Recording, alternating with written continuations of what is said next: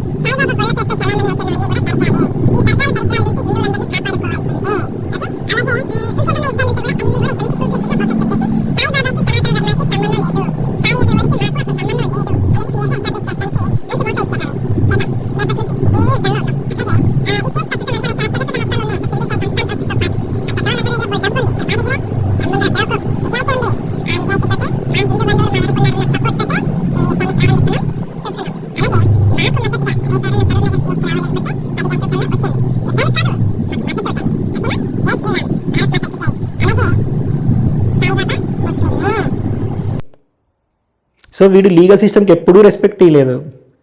ఇంత చండాలం చేస్తున్నా సరే మళ్ళీ షిరిడి సంస్థానం నుంచి 50 కోట్లు డిఫెమేషన్ నోటీస్ వచ్చింది, సూట్ కాదు. సో నోటీస్కి రెస్పాండ్ అవ్వకుండా ప్రెస్ మీట్ పెట్టి సాయిబాబా మందిరాలు లేకుండా చేస్తాం, సాయిబాబా విషయంలో మేము ధర్నా చేస్తాం, ప్రవచనకర్తలు ఎవరైతే సాయిబాబా గురించి చెప్తారో వాళ్ళ దగ్గర నుంచి మా పోరాటం స్టార్ట్ చేస్తామని ఇట్లా వీడియో చేసిరు అన్నట్టు.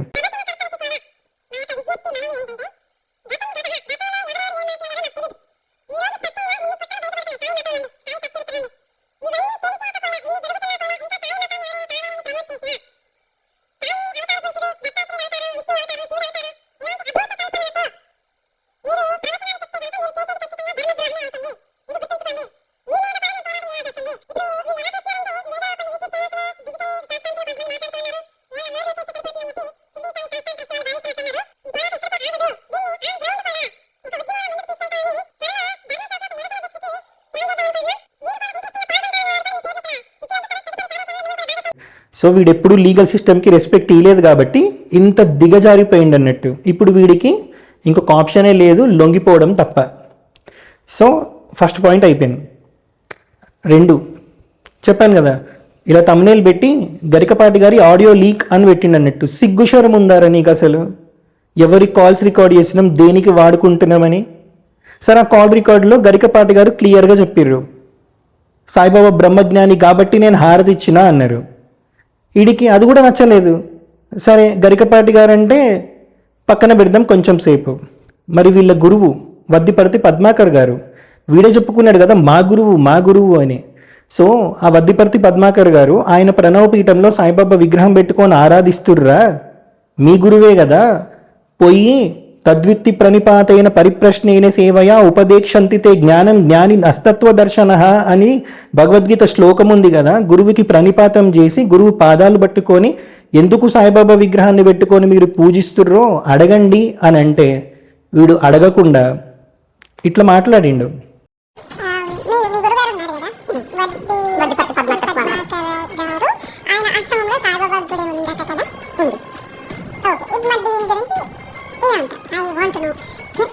నేను సాయిబాబాని వ్యతిరేకిస్తున్నాను, సాయిబాబాకి సనాతన ధర్మానికి సంబంధం లేదంటున్నాను అంటే కేవలం షిరిడీలో ఉన్న సాయిబాబాని కాదు, సాయి ఎక్కడున్నా సనాతనానికి విరోధే. నాకు ఎక్కడున్నా సరే, అది మా గురువు గారి యొక్క ఆశ్రమంలో ఉన్నా కూడా ఇది కరెక్ట్ కాదు. ఒకవేళ మా గురువు గారు ఎప్పుడన్నా పిలిచి లలితూ నువ్వు తప్పు చేస్తున్నానైనా, సాయిబాబా పరతత్వం, ఇదిగో వేదంలో చెప్పిన పరమ పురుషుడు సాయిబాబానే అన్నది నిరూపించారనుకోండి, ఆ రోజు నుంచి నేను మాట్లాడుతూ మానేస్తాను. ఒక్క నిమిషం, మీరు అడిగారు అప్పటి వరకు నేను అప్పుడు మాట్లాడుతూ మానేస్తాను.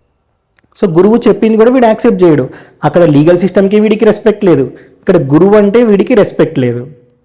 సో గరికపాటి గారి ఆడియో రికార్డ్ ఎట్లయితే బయట పెట్టిండో అట్లనే వద్దిపర్తి పద్మాకర్ గారితో మాట్లాడినవి కూడా వీడు మొత్తం రికార్డ్ చేసుకొని మీరు సాయిబాబా గురించి పాజిటివ్గా మాట్లాడితే నేను మీ కాల్స్ కూడా బయట పెడతా అని చెప్పి బ్లాక్మెయిల్ చేసినట్టు ఉన్నాడు. అందుకే వద్దిపర్తి పద్మాకర్ గారు సాయిబాబా గురించి మాట్లాడడానికి రాలేదు. కానీ అంతకుముందు చాలా ప్రవచనాలు చెప్పారు. కావాలంటే ఫోటోలు చూడండి, ఇవన్నీ కొంచెం కొంచెం రీసెంట్ డేస్వే. ఆయన ఎక్కడ కూర్చున్నా సరే వెనక సాయిబాబా ఉంటాడు. ఈ ఫోటోలో మీరు చూస్తే సాయిబాబా కళ్ళు కనిపిస్తున్నాయి కదా, షిరిడీలో సాయిబాబా మందిరంలో సాయిబాబా విగ్రహానికి సంబంధించిన ఫోటో. ఇప్పుడు ఇక్కడ చూడండి, పూజా మందిరం ఉందా, అందులో సాయిబాబా విగ్రహం ఉందా? 3. ఇక్కడ ఏదైతే ఆయన ముందు కూర్చున్నారో వెనక సాయిబాబా విగ్రహం ఉందో అది ప్రణవపీఠంలోదే. సో సాయిబాబా గురించి మీరు మాట్లాడితే మీ మీద పోరాటం చేస్తామని కరుణాకర్ గారు, ఇంకొకటి ఈ బ్యాచ్కి కాల్ రికార్డ్ చేసుకొని దాన్ని బయట వాడుకొని కూడా డబ్బులు సంపాదించుకొని బ్లాక్మెయిల్ చేసే అలవాటు ఒకటి ఉంది. కాబట్టి వద్దిపర్తి గారు ఇండైరెక్ట్గా హింట్లు ఇచ్చినట్టున్నారు, నేను సాయిబాబాకి ఎగెయిన్స్ట్ కాదు, కావాలంటే చూడండి నేను ఇక్కడ కూర్చుంటా, ఎక్కడ కూర్చున్నా నా వెనక సాయిబాబా ఉంటారు అని చెప్పి. సో గురువులని బ్లాక్మెయిల్ చేస్తారు. ఆ వజ్రాల వ్యాపారిని అందులో నుంచి తప్పించుకోవడానికి బ్లాక్మెయిలింగ్ చేసిర్రు. సో ఈ బ్లాక్మెయిలింగ్ కొడుకులు అన్నట్టు గరికపాటి గారు తలుచుకుంటే ఆ ఆడియో పట్టుకొని క్రిమినల్ కేసు వేయచ్చు వీడి మీద. ఎందుకంటే వీడి మనిషి అయి ఉంటుంది ఆమె కూడా, అందుకే వీడి దగ్గరకు వచ్చింది కాల్ రికార్డు. ఇంకొకటి గరికపాటి గారు హారతిస్తుంటే చూసారా ఎన్ని నెగిటివ్ కామెంట్స్ వచ్చాయో అన్నాడు. 300 కామెంట్స్ వచ్చినాయి, అందులో 10-15% నెగిటివ్ కామెంట్స్. అవి కూడా మీరు చూస్తే ప్రతి అకౌంట్లో పోయి సాయిబాబా గురించి నెగిటివ్గా కామెంట్లు పెట్టేది ఇవే ప్రొఫైల్స్ ఉంటాయి అన్నట్టు. ఇవి హ్యాండిల్ చేసేది కూడా ఈ బ్యాచే, అందుకే అట్లాంటివే పెడతా ఉంటారు కామెంట్లు. సో 300 కామెంట్లు 10%-15% నెగిటివ్ కామెంట్లు వచ్చినాయి అనుకుందాం. మరి పాజిటివ్ కామెంట్లు 85%-90% ఉన్నాయి కదా, అది నా ఇంపాక్ట్ అనుకోవచ్చారా? సో నీ ఇంపాక్ట్ వల్ల బొచ్చు కూడా ఊడలేదు ఇక్కడ ఎవ్వంది కూడా, అది నీకు కూడా తెలుసు. సరేరా, 300 కామెంట్లో 10% నెగిటివ్గా వచ్చినాయి, అది నీ వల్ల నీ ఇంపాక్ట్ వల్ల అంటున్నావు. మరి 7,000 మంది పైన లైక్ కొట్టిర్రు, కొన్ని వేల మంది షేర్లు చేసిర్రు. మరి 7,000 మంది పైన లైక్ కొట్టారంటే దానికి ఎన్ని లక్షల వ్యూస్ వచ్చి ఉంటాయిరా? మరి అది నా ఇంపాక్ట్ అనాలా? సాయిబాబా వైభవం రా అది, నీ బొచ్చులో ఇంపాక్ట్. సో నువ్వేదో ఊహించేసుకుంటున్నావు. నీకు ఒక ఎగ్జాంపుల్ చూపిస్తా చూడు, ఈ వీడియో చూడు. మా ఇంటి దగ్గర సాయిబాబా మందిరం ఎంతమంది వచ్చిరో, అక్కడ నేను స్పీచ్ ఇస్తుంటే సాయిబాబా ఇది ఇట్లా కాంట్రవర్సీ చేస్తారు కదా స్పీచ్ ఇస్తుంటే అందులో గట్టిగా 20 మందికి కూడా నువ్వు ఎవరినో తెలియదురా. మరి 6,000 మంది వచ్చిర్రు ఆ మందిరానికి, పొద్దున ఓపెన్ చేసినప్పటి నుంచి గుడి క్లోజ్ చేసేంత వరకు 20 మందికి కూడా నువ్వు తెలియదు అంటే ఆలోచించు నీ ఇంపాక్ట్ ఎంత ఉందనేది. ఇప్పుడు వీడి అర్హత ఏంటో మీకు అర్థమైంది, వీడి వల్ల బయట బొచ్చు కూడా ఊడదని మీకు అర్థమైపోయింది. 3వ పాయింట్కి వస్తే ఇది సాయిబాబా సచ్చరిత్ర. ఇది పట్టుకొని సాయిబాబా హిందూ అని ప్రూవ్ చేయలేక వేరే వేరే ప్రూఫ్లన్నీ తీసుకొస్తున్నాం అని మాట్లాడిండు. ఒకసారి ఇది వినండి.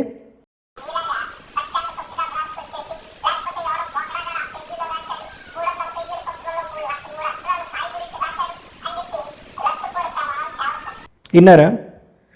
మరి ఇదే సాయిబాబా సచ్చరిత్రలో వాడు సగం సగం చదివితే అదే నిజం అనుకొని మీరు వాడిని ఫాలో అయిపోయారు కదా. ఇదే సచ్చరిత్రలో మహారాష్ట్ర కులదేవత ఖండోబా అంటారు అన్నట్టు.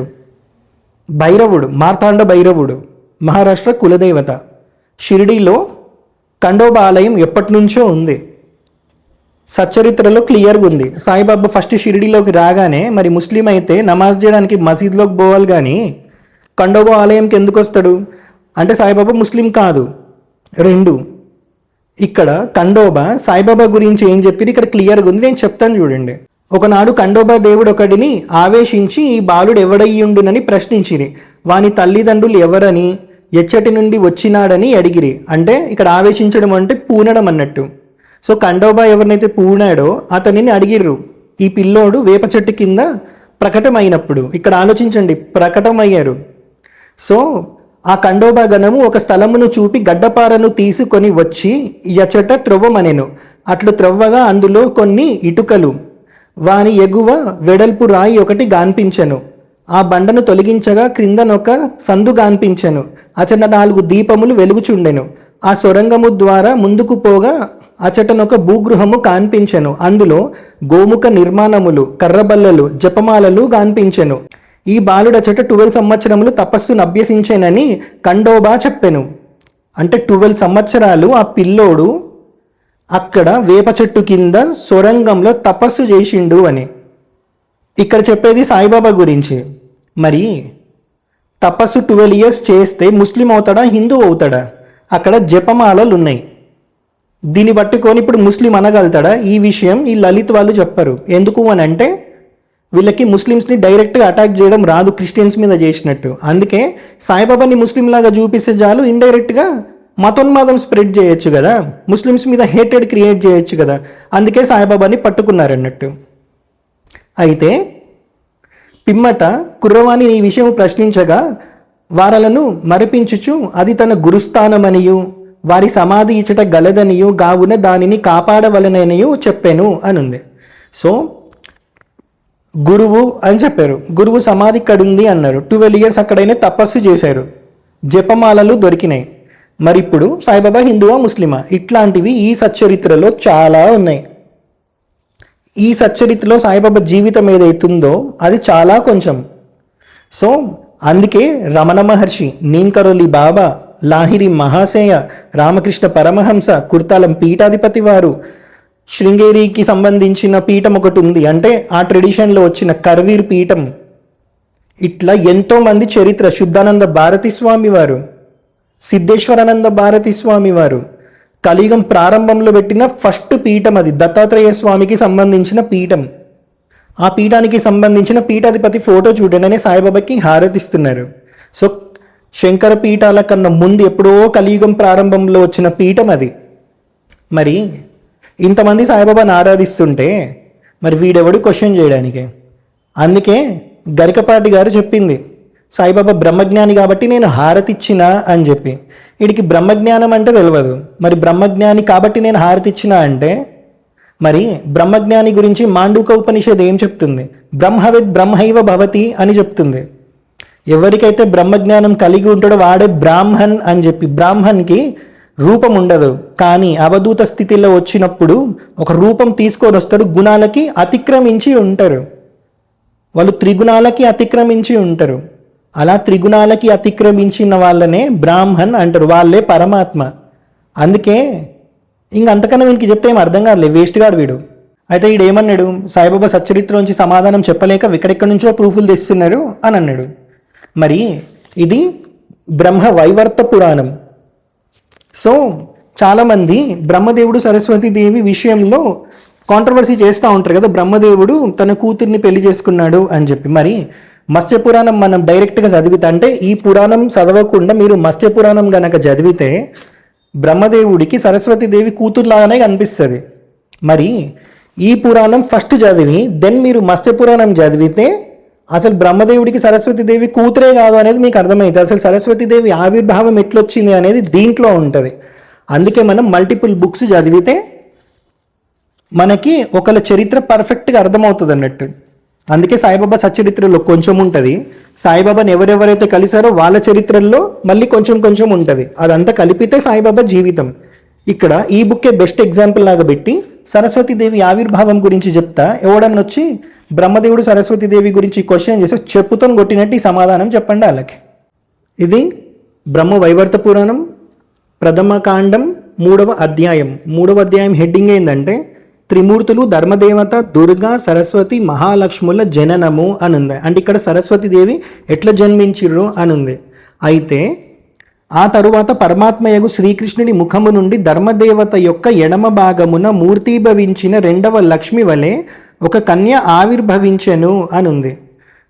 అద్వితీయయగు ఆ దేవి శుక్ల వర్ణము కలది, వీణా పుస్తకమును చేతిలో ధరించినది, కోటి పూర్ణచంద్రుల వంటి కాంతి కలది, వేదములకు శాస్త్రములకు నిలయ, విద్వాంసులకు తల్లి వంటిది, వాక్కుకు అధిష్టాన దేవత, కవులకు చాలా ప్రీతిపాత్రమైన దేవత, శుద్ధ సత్వస్వరూప శాంతి రూపయగు సరస్వతి గోవిందుని ముందు నిలచి భగవంతుని గుణములను కీర్తిని సుందరముగా పాడెను అనుంది. ఇక్కడ సరస్వతి వాచ అనుంది.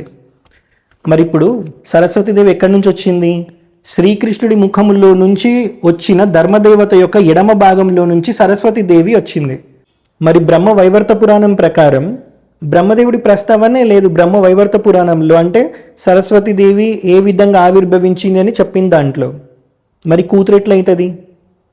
అందుకే ఫస్ట్ బ్రహ్మ వైవర్త పురాణం చదివాక మత్స్య పురాణం చదివితే మీకు క్లియర్గా అర్థమవుతుంది. బ్రహ్మ వైవర్త పురాణంలో మెన్షన్ చేసిన సరస్వతీదేవి ఆ తత్వాన్ని ఆ మానుష సృష్టి చేసేటప్పుడు, అంటే ఇప్పుడు ఏదైతే సృష్టి ఉందో అది చేసేటప్పుడు విష్ణుమూర్తి ఈ తత్వాన్ని బ్రహ్మదేవుడిలో ఉంచుతారన్నట్టు. అందుకే ఆయన మానుష సృష్టి చేశాక బాడీలో నుంచి సపరేట్ అయి పక్కకు వస్తుంది సరస్వతీదేవి. అంటే శరీరంలో సగభాగంలో నుంచి బయటికి వస్తుంది. మరి శరీరంలో సగభాగం భార్య అవుతుందా కూతురు అవుతుందా? ఈ కొడుకులు ఎప్పుడైనా క్రిస్టియన్స్ గురించి మాట్లాడిరు కానీ ఆ కొడుకులు క్రిస్టియన్స్ బ్రహ్మదేవుడు సరస్వతీదేవి గురించి అంత నీచంగా మాట్లాడుతుంటే ఈ బ్రహ్మ వైవర్త పురాణం ఫస్ట్ చదివి సమాధానం చెప్పిరా? చెప్పరు. ఎందుకంటే అది అందులో ఉంటుందని కూడా ఈ కొడుకులకు తెలియదు కాబట్టి. మరి అందరి చరిత్ర వీడిలాగా దరిద్రపు చరిత్ర ఉంటుందా? ఒక పేపర్లో అయిపోగొట్టడానికి ఉండదు. అందుకే సాయిబాబా చరిత్ర అయినా సరే, శ్రీరాముడి చరిత్ర అయినా సరే వేరే వేరే రిఫరెన్సెస్ తీసుకుంటేనే, వేరే వేరే పురాణాల్లో తీసుకుంటేనే మనకు ఉంటుంది, సమాధానం దొరుకుతుంది. ఇప్పుడు శ్రీరాముడి విషయం తీసుకుంటే వాల్మీకి రామాయణం ప్రకారం రాముడు మొత్తం మనిషిలాగానే ప్రవర్తించినట్టు ఉంటుంది. ఎందుకంటే అది మనుషుల కోసం రాసింది కాబట్టి. ఒక మనిషి శ్రీరాముడిలాగా ధర్మం పాటిస్తే ఏ స్థాయికి వెళ్తాడో చూపెట్టడానికి రాసిన రచన వాల్మీకి రామాయణం. మరి రామచరిత మానసం ప్రకారం తీసుకుంటే కాకభూషుడి క్యారెక్టర్ మీకు వాల్మీకి రామాయణంలో కనబడదు. రాముడికి 5 సంవత్సరాలు వచ్చేంత వరకు కాకభూషుడి శ్రీరాముడితో ఉండి శ్రీరాముడు చేసే లీలలు చూస్తూ ఉంటారు. మరి ఇప్పుడు రామచరిత మానసం వీడు కాదంటాడా? ఆ ధైర్యమైనా చేయగలుగుతాడా ఈ బిచ్చగాడు? అందుకే అంటున్న ఇలా పని అయిపోయింది. హర హర మహాదేవ.